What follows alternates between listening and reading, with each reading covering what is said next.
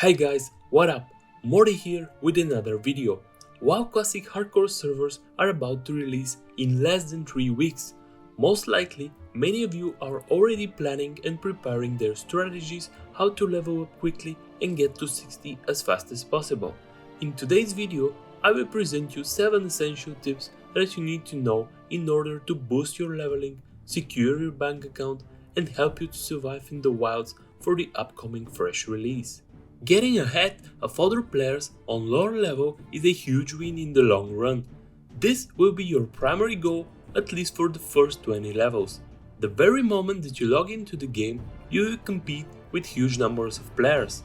In any of the starting zones, it will be crowded with players that, just like you, will have the same kill quest and try to steal your cobalt. I guess the human or control starting zones will be the most populated, so unless you want desperately to play these races, you can alternatively choose some other race and compete with less people.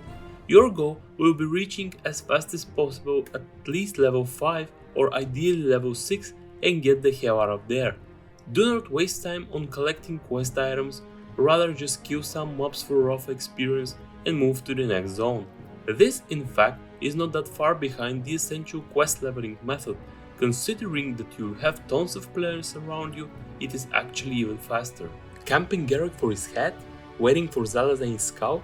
Just forget these quests. This is real time lost and you must avoid them. If you do this now, in the future you will be the first one in the queue for the named mob. Let's take a look at this example. The quest bounty on Garrick Pathfoot rewards you with 340 experience. This is around 10 mobs to kill, with each mob giving 30 to 35. It will take you less than 5 minutes. Of course, now we all know that grouping is allowed and you can finish the quest in party, but party is only 5 people short. Let's say there are around 50 to 100 people around the quest mob. That's 5 up to 10 parties, and on average it will take you around 50 to 20 minutes to get the quest item. If you kill mobs for 15 minutes, this will bring you at least double the amount that the quest gives itself. This also applies for the quest with looting any object containers. By avoiding this kind of quests, you will get ahead of everyone, and then for the higher level you have less competition. Chests are really important.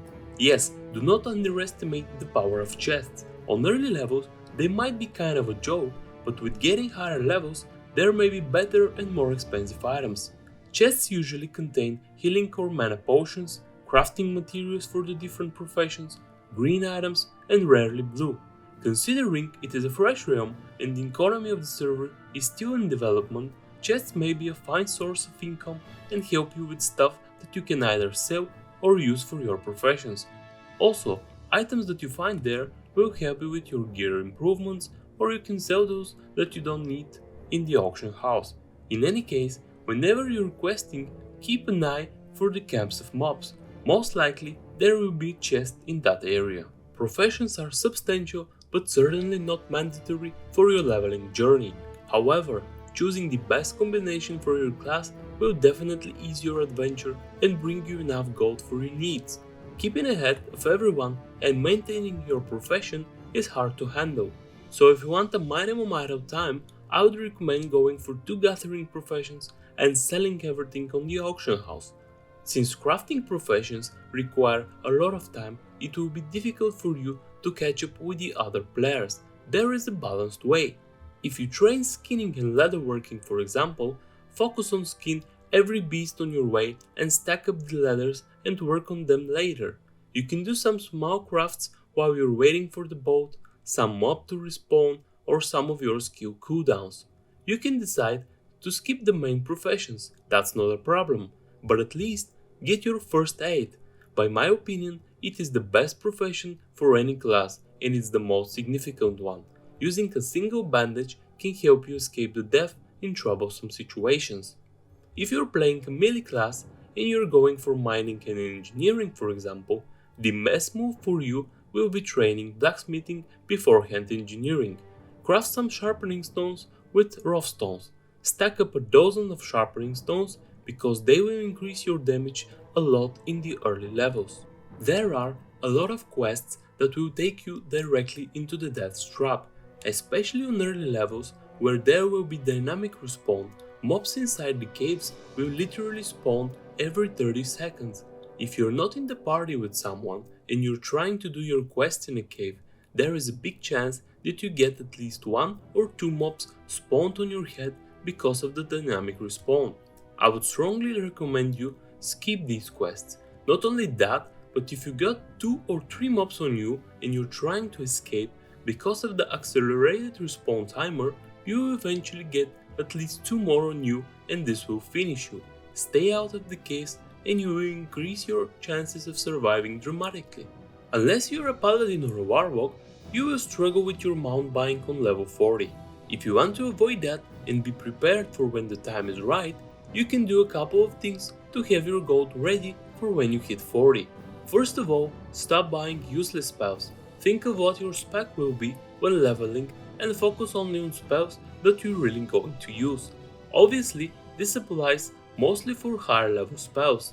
For example, Frost Mage will rarely cast arcane missiles, or I doubt the combat sword rogue will ever use ambush or backstab. Another way to save money is using your professions, playing the auction house and essentially sell all the things that you don't need. You can also sour your professions at this time and skip learning past 225 skills. This costs around 5 gold. For 2 professions, you will save around 10 gold. Having the mount exactly as you hit level 40 will give you a huge advantage in the process and will make your journey to 60 way faster. That's why it is so important to have it right after you hit 40. If you just hit level 60 and you're among the first players, congrats to you. Before you start with the dungeon farming and preparing yourself for raiding, you gotta make sure that you have secured your future. Since you're from the first people that are now 60, the competition for world mining nodes and herbs will be minor. Make sure you finish your professions until 300 skills and start farming. Considering that most of you will have herbalism or mining, or even both, start scouting the routes for black lotuses, plague blooms, dream falls, mountain silver sage, or rich thorium veins. The most significant herb will be the black lotus, which will be used for the petrification flask. We don't know yet what Blizzard is planning for the spawn spots or timers, but if they stick to the era servers, then we're already prepared for that. If you're a tailor or a leather worker, do not miss any of your cooldowns for mooncloth or cured rugged hides. You can even make them before you hit level 60, as you only need 250 skills for that. Keep in mind that Bloodwine set will be in the game from day 1. That's why mooncloth will be of importance. Basically, don't stop grinding using your professions in the first 2 or 3 days after you reach 60. That way, you will have enough gold for your epic mount, which on the other hand will increase your grinding efficiency afterwards. This was all for today, Champions of Azeroth. I hope that these tips were useful to you. If you enjoyed this video, please like and subscribe to my channel.